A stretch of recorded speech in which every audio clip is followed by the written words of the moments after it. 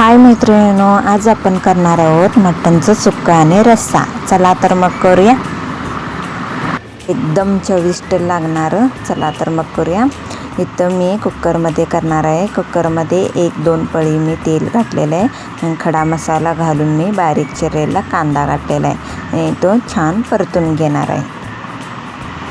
कांदा भाजल्यानंतर मी इथं 1 चमचा आलं लसूणची पेस्ट घालून तीही छान परतून घेतलेली आहे. त्यानंतर मटण स्वच्छ धुवून घेतल्यानंतर हळद मीठ लावलेलं मटण मी फोडणीमध्ये घालून छान असं झाकून ठेवणार आहे. 1-2-3 मिनिट शिजू द्यायचं. स्वतःचं पाणी सुटते मटणाला. बघू शकता इथं स्वतःचं पाणी सुटलेलं आहे. छान हलवून घ्यायचं. एका साईडला मी 1-1.5 तांब्या पाणी गरम करायला ठेवलेलं आहे. तेच मी कुकरमध्ये ओतून घेणार आहे आणि 4-5 शिट्ट्या देऊन मी मटण शिजवून घेणार आहे. इकडं आपलं मटण शिजलेलं आहे. बघू शकता मी मटणाची फोडी सेपरेट काढलेली आहे. रश्श्यासाठी पाणी सेपरेट केलेलं आहे. इकडं आपण वाटणाची तयारी करून घेणार आहे. तर मी 2 कांदे, 2 टॅमॅटो, 1 मिरची आणि अर्ध बक्कल खोबरं, वल्लं कोथिंबीर हे सर्व मी भाजून घेतलेलं आहे. तीळ जिरं पण इथं भाजून घेतलेलं आहे. हे आता मी मिक्सरच्या भांड्यात ओतून घेणार आहे सगळं आणि सर्व मसाला मी वाटून घेणार आहे.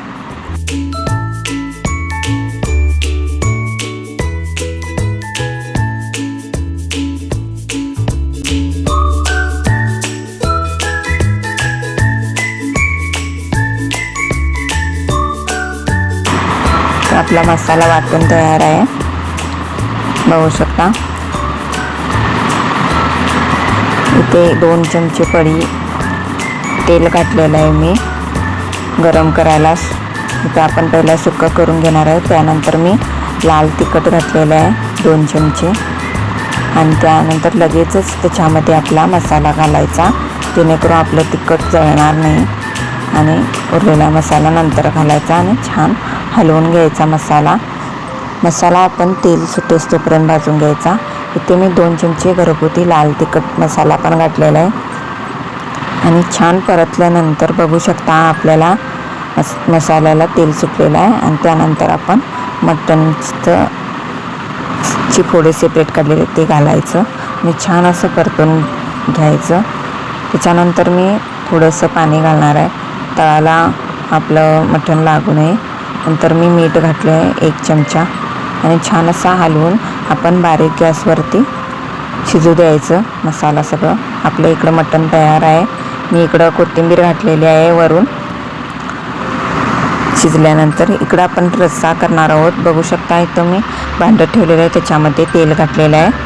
सेम तीच प्रोसेस मी रस्स्यासाठी पण करणार आहे. तेल घातल्याच्या नंतर लाल तिखट आपलं घरगुती मसाला घालून छान असा हलवून घ्यायचं. मग लगेचच आपण मसाला घालायचा. मसाला घालून छान असा परतून घ्यायचा तेल सुटेस तोपर्यंत. तर बघू शकता मी सर्व मसाला घातलेला आहे उरलेला. छान असं तेल सुटेस तोपर्यंत मसाला भाजला आहे. त्यानंतर मी मटण मसाला पण घातलेला आहे. मटण मसाला घालून छान मसाला शिजल्यानंतर इथं पण रस्सा ओतून द्यायचा आहे. रश्श्यासाठी जे पाणी काढलं आहे ते. त्यानंतर मीठ घालणार आहे मी चवीनुसार आणि आपला इकडं रस्सा तयार आहे. बघू शकता रस्स्याला मी 5 मिनटं उकळी काढलेली आहे. आपला रस्सा इकडं तयार आहे. इकडं रस्सा पण तयार आहे आणि इकडं आपलं मटणाचं सुक्कं पण तयार. मैत्रिणींनो, ही माझी रेसिपी आवडल्यास लाईक करा, सबस्क्राईब करा आणि शेअर करा. चला बाय बाय.